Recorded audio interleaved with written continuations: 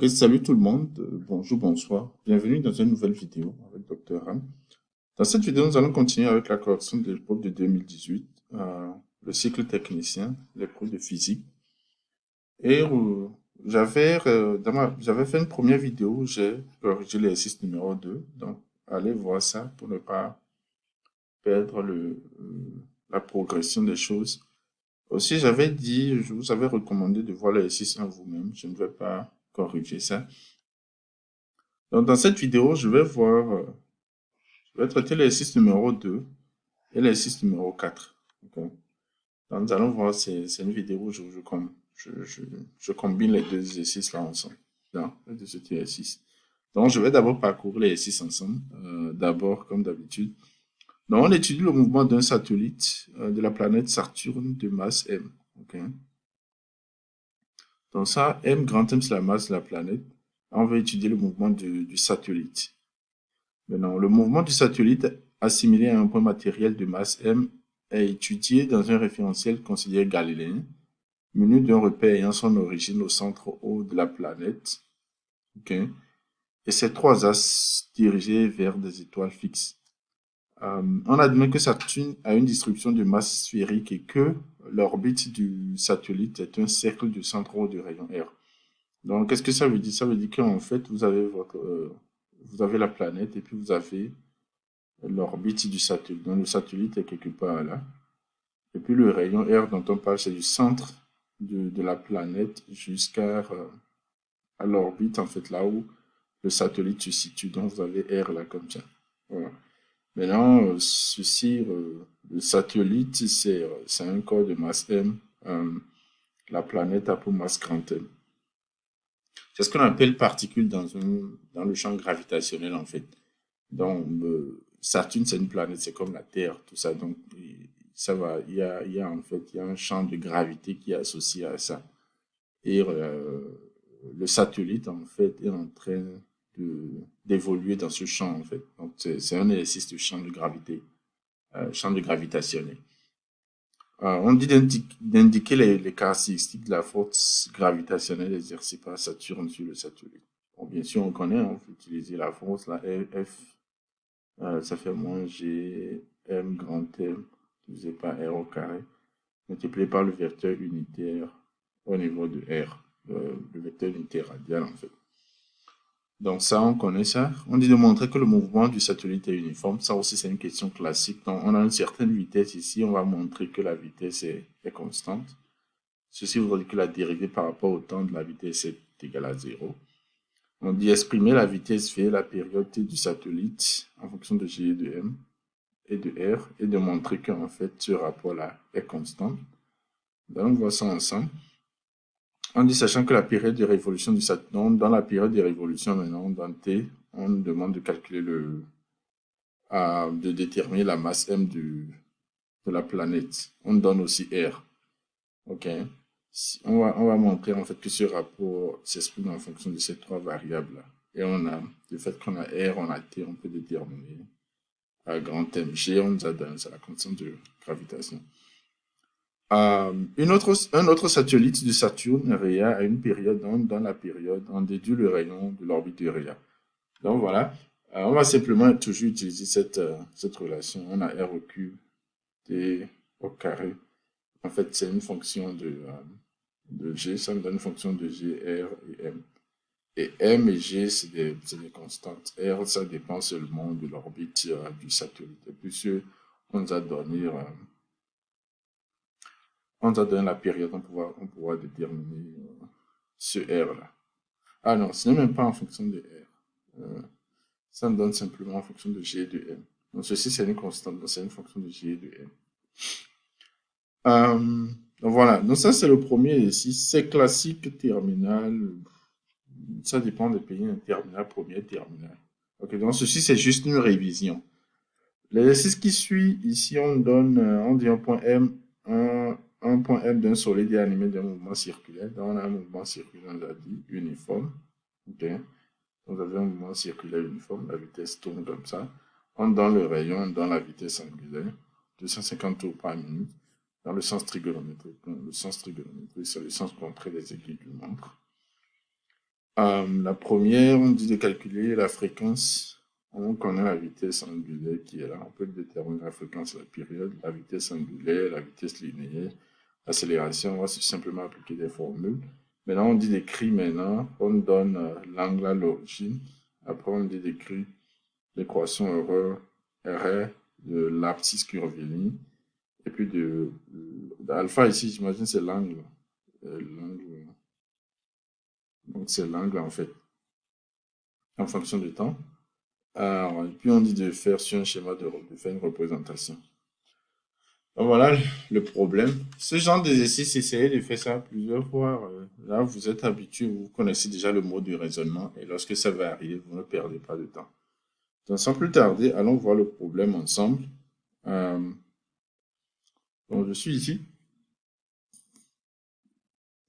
Voilà. Dans l'exercice numéro 3, 2018, TS. OK. L'épreuve de physique TS 2018. Donc, c'est l'étude du mouvement d'un satellite de la planète Saturne de masse M. Donc, M c'est la masse de la planète Saturne. Okay. La première question, c'est de donner la force. Okay. La force et les caractéristiques. Donc, voici comment s'écrit la force. Et R, ce que j'écris comme R avec chapeau ici, c'est le vecteur unitaire dans la direction de R. Donc, c'est dans cette direction, en fait. Okay. On a le vecteur unitaire dans la direction là. Donc, ça sort comme ça. R, c'est le vecteur unitaire dans cette direction. C'est ça que je suis en train d'écrire comme ça. OK. Maintenant, cette force-là, on connaît, hein, c'est une force qui est, c'est une force attractive. OK. La force, ça se dirige, puisque c'est contraire, vous voyez, c'est contraire à R. Dans la force, ça se dirige comme ça vers le centre. Donc, c'est une force centripète. La force de gravitation entre deux corps, c'est toujours attractive. Donc, c'est une force centripète qui dirige vers le centre. L'intensité, c'est G, grand G, petit m, grand M divisé par R au carré, simplement. Donc, c'est tout ce que vous aurez à dire ici. Vous l'écrivez et puis vous. Maintenant aussi, vous pouvez écrire F comme ça. Hein. F, vous pouvez l'écrire comme G, petit m, grand M divisé par R au carré. N chapeau. Avec N chapeau, le vecteur normal qui entre maintenant. Donc, N chapeau est en train de être comme ça. C'est radial, c'est suivant la radiale, mais ça se dirige vers le centre.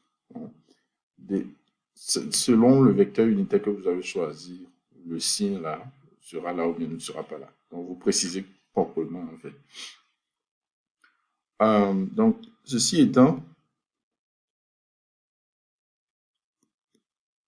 on dit de montrer que le mouvement du satellite, donc la deuxième question veut montrer que le mouvement du satellite est uniforme. Okay.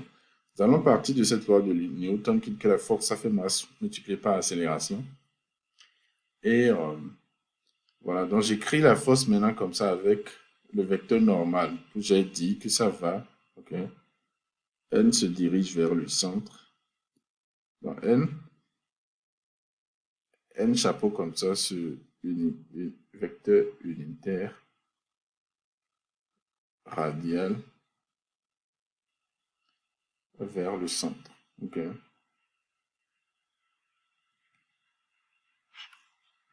Donc voilà, c'est ce que j'appelle par N ici.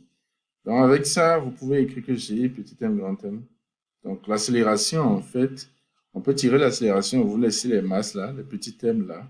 Dans l'accélération, ça vous donne simplement G grand M divisé par R au carré, suivant la composante normale.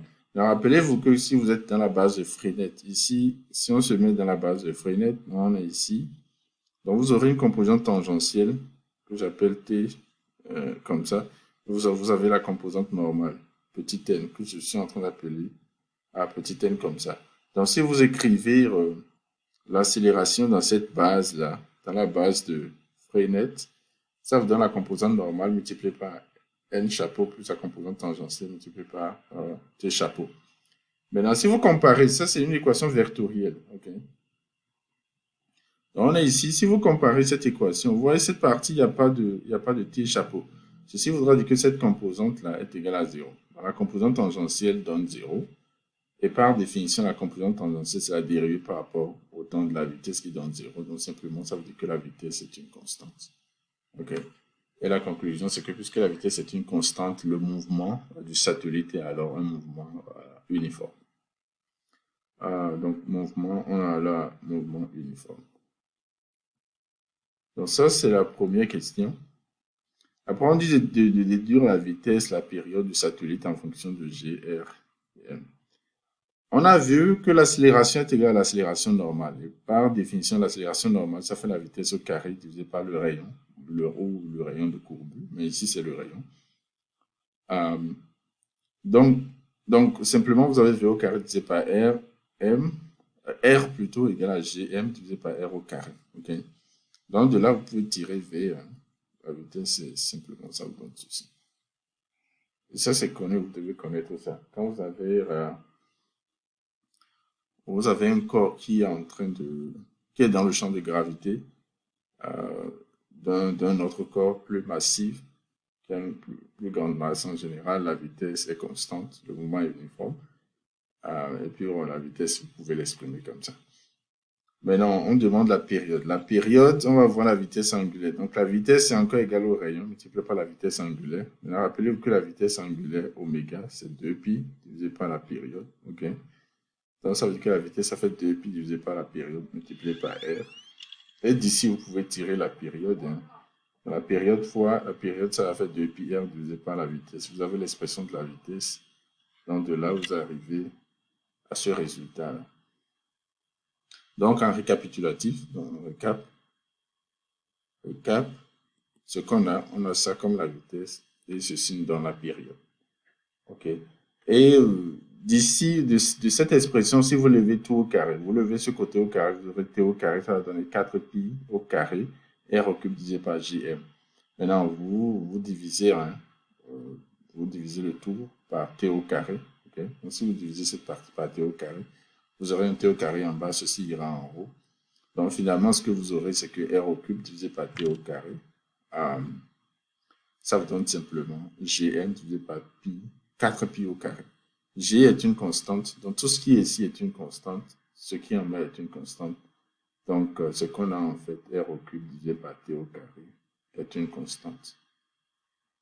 Donc, c'est ce qu'on veut montrer en fait, c'est ce qu'on nous demande de montrer, c'est ce qu'on vient de montrer. Et cette constante, vous pouvez, si vous connaissez la masse de la planète, vous pouvez calculer toujours cette constante-là.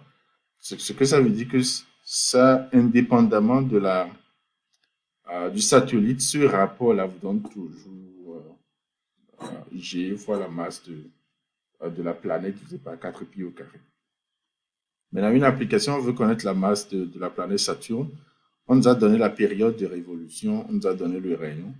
N'oubliez pas de convertir ce truc-là en secondes, okay, parce que G est donné, l'unité de G, c'est compatible avec secondes, et aussi de convertir le rayon de kilomètre en mètre. Et puis vous calculez, ici vous pouvez tirer M, vous divisez, vous faites ce rapport-là, et M ce serait, vous multipliez par 4pi, vous divisez par G.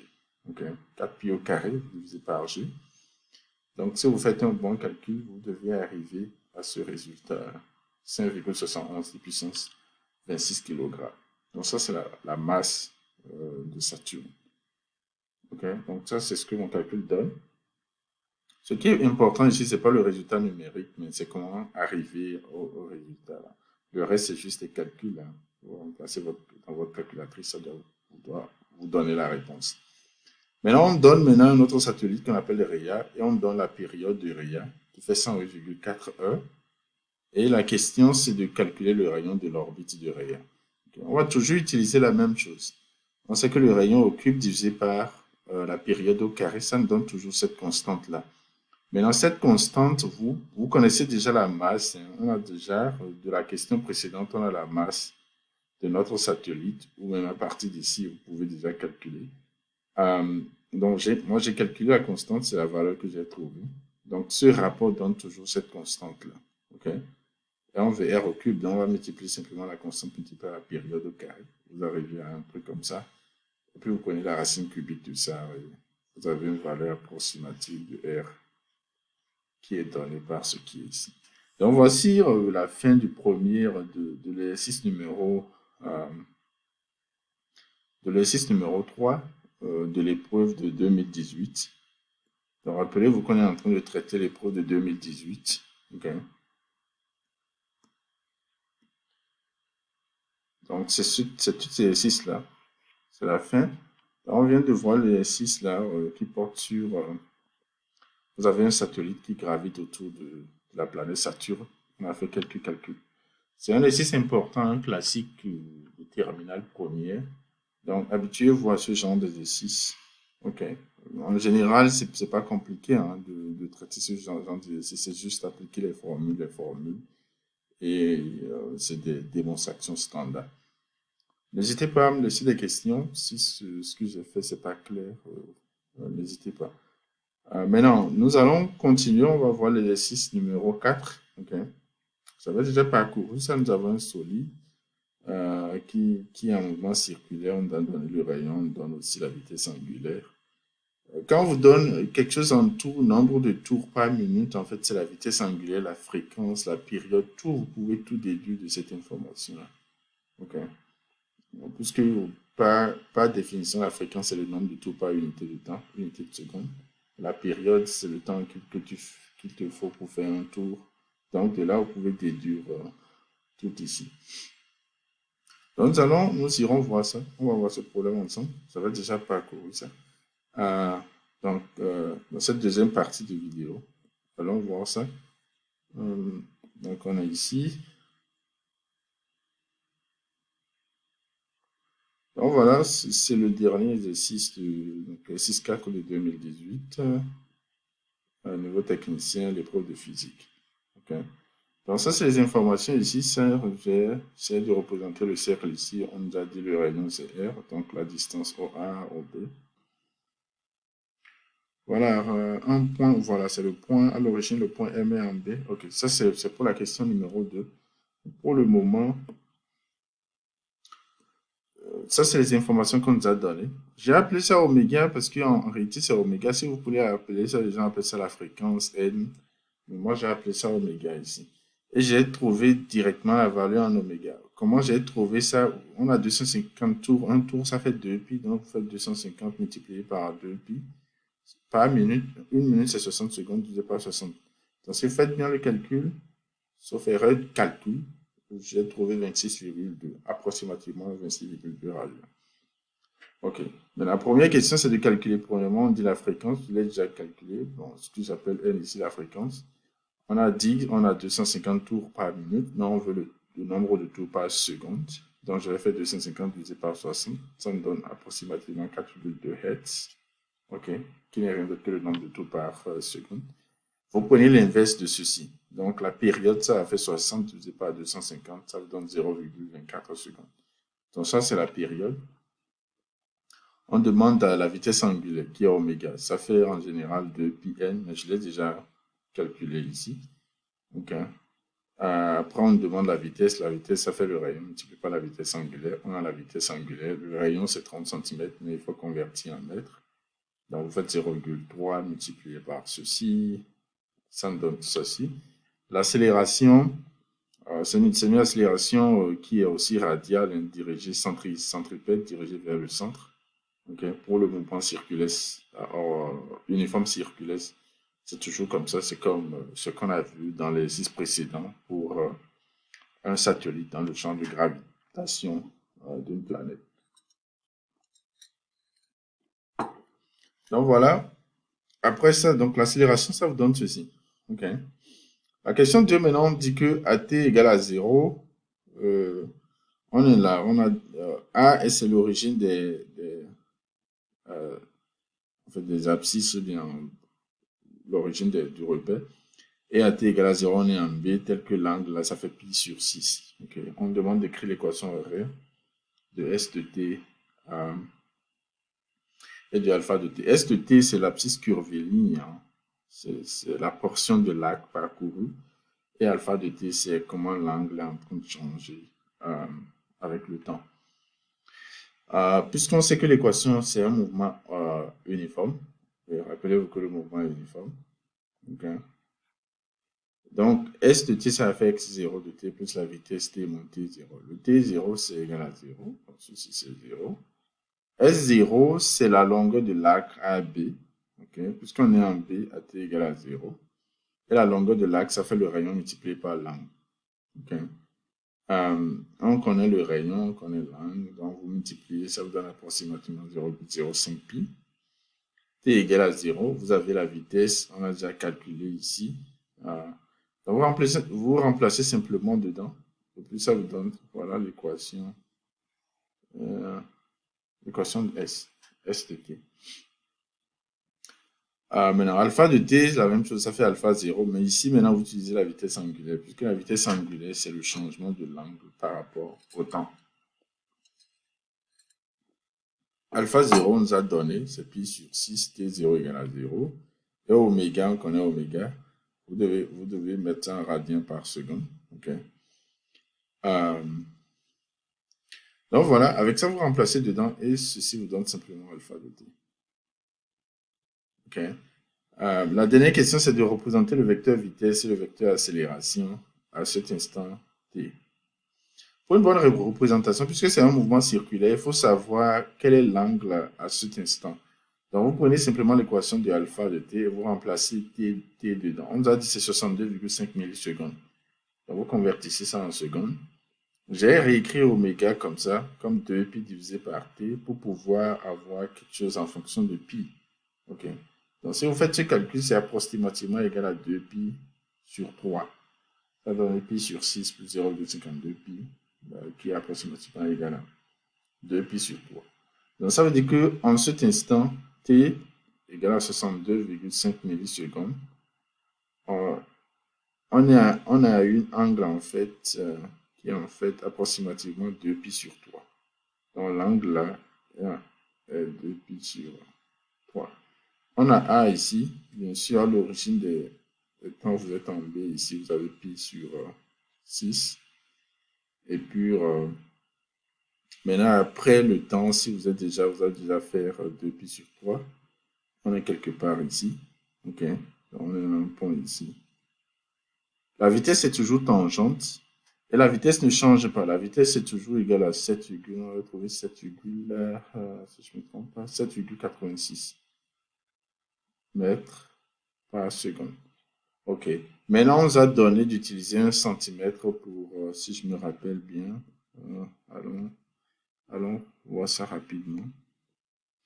Donc, on dit 1 centimètre, pour le rayon, 1 centimètre pour 10 cm du rayon. Donc, et puis 1 centimètre pour 2,5 mètres par seconde pour la vitesse et 1 centimètre pour 40 mètres par seconde au carré pour l'accélération. Donc, si pour faire une représentation qui est conforme à ce qu'on dit, donc la vitesse ici, vous faites 7,86 divisé par 2,5. Plus on dit 1 centimètre pour 2,5 mètres par seconde. Okay. Donc, si vous faites ça, vous faites 7,86 divisé par 2,5, ça vous donne approximativement 3,14. Dans la longueur, là, vous devez prendre 3, donc la longueur de votre vitesse, c'est approximativement 3,14 cm. OK. Et c'est tangent, c'est que c'est tangent à la trajectoire. L'accélération, c'est normal et c'est dirigé vers le centre, c'est centripète. Ça veut dire ça? Donc, c'est suivant la normale, c'est centripète. On connaît la valeur de l'accélération, ça ne change pas, c'est toujours la vitesse divisée par ça. On avait trouvé combien? Dans l'accélération, voilà, on avait trouvé 205,93. Donc, A nous donnait 205,93 mètres par seconde au carré. Mais là, on nous a dit 1 centimètre pour 40 mètres par seconde au carré. Si je ne me trompe pas. Non, c'est pas ceci. Voilà, 1 cm pour 40 mètres par seconde au carré. Donc, avec ça, c'est que vous divisez ceci par 40, donc vous avez 205,93, 2 divisé par 40. Ça donne 5, donc la longueur, en fait, pour une représentation parfaite, cette longueur doit être approximativement égale à 5,14 cm. Donc voilà, et on nous a dit 1 cm pour 10 cm pour le cercle. Donc le cercle, le rayon, c'est 30 cm. Donc, le rayon ici, ce sera 3 cm. Ce serait 3 cm pour, respecter ce qu'ils nous ont donné, quoi. Donc, voilà la fin du problème numéro 2. C'est un problème aussi simple, hein. C'est juste pour vous rafraîchir la mémoire. Donc, n'hésitez pas si vous y trouvez des erreurs ou des erreurs de calcul ou vous n'êtes pas d'accord avec quelque chose, n'hésitez pas à me laisser des commentaires. Donc, sur ce, le problème, l'exercice numéro, le concours, en fait, sur le concours 2018, j'ai fini avec ça. Prochainement, nous allons voir, dans les vidéos qui vont venir, nous allons voir le concours 2019. Okay? Donc, je vais corriger ce concours-ci. 2019, les cours de physique. Voilà, l'exercice, c'est intéressant. C'est un exercice qui porte sur solénoïde. Je n'ai pas encore fait un exercice comme ça. Vous avez ici une particule dans un champ électrique qui est aussi intéressant.